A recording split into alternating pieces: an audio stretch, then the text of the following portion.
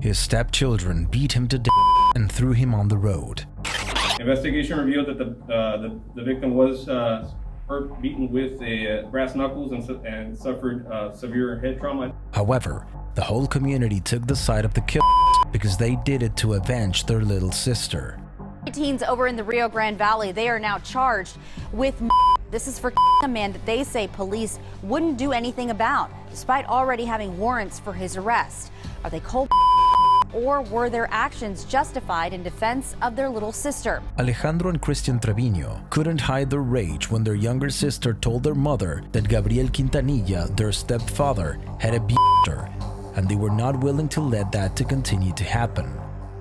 Quintanilla did have a warrant out for continual sexual abuse of another child. Both 18 and 17-year-olds agreed with a friend and decided to do justice in a brutal way.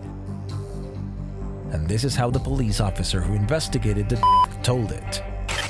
On Thursday evening at an RV park at 1201 East Moore, a female minor made an outcry to her mom about being inappropriately touched by her father, Gabriel Quintanilla, which is the deceased in this case.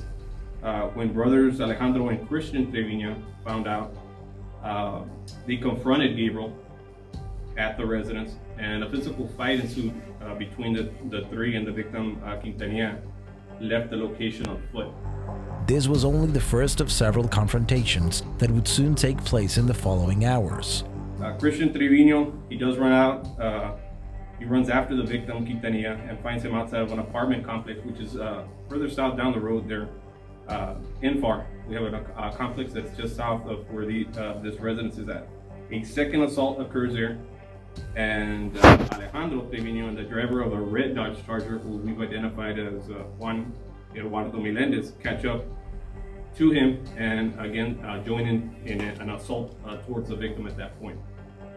The three suspects leave the location, change vehicles, drive back in a white Ford F-150, and found the victim walking along what we believe is Veterans Road, alone and injured from his two previous injuries that had occurred. A third assault occurs, and the victim is at that point severely beaten. He was then abducted and dumped on the road where the body was eventually found. The investigation revealed that the severe skull injuries the victim received were caused by the blows of brass knuckles. The suspects in the attack would quickly be apprehended and brought to justice on serious charges. Alejandro Treviño, aggravated assault and engaged in organized criminal activity. Christian Treviño, aggravated assault, capital murder, engaging in organized criminal activity.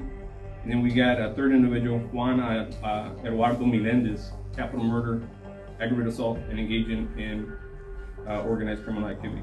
The crime had been truly ruthless because they could have just ended it after the first attack, but they decided to persist until they left him for dead.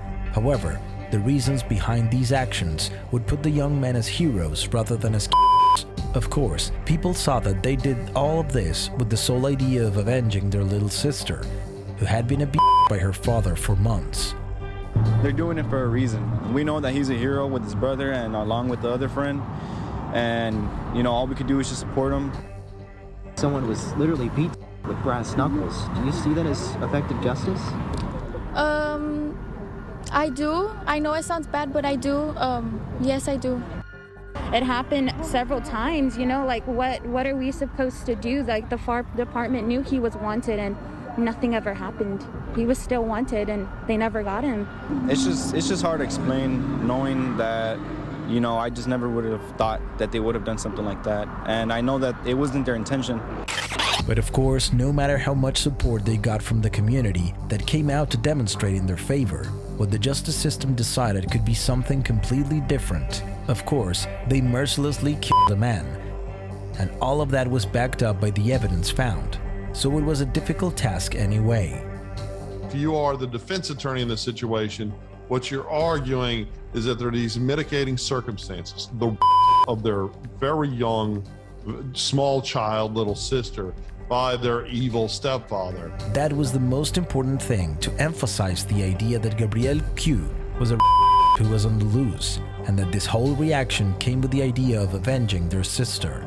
Well, certainly it bolsters the perception that he was rightfully accused, right? Because it was a different victim. So now you have two young children claiming that they were sexually assaulted by this man, right? And if these two brothers and the friend were aware, I think it provides a rationale, a justification that a lot of people can understand. The fact of the matter is that given the serious charges, the young men were all left with bail of close to $1 million. However, given the background that the defense has shown about the reasons behind the crime, the amount was reduced considerably to $150,000. And the amount of support for the Treviño brothers and Juan Eduardo Melendez is something that has seldom been seen in a case that ends with such a brutal crime. Where you as a lawyer look at the jury and say, hey, we understand that this meets the elements, but we're asking you to find them not guilty anyway, because no one, I don't think there's anyone in America that can't sympathize with two brothers acting the way they did in response to someone who had violently raped their little sister. Neither of the defendants have received any kind of sentence, but the whole community is waiting for it to be the least harsh sentence because for them, this crime was totally justified.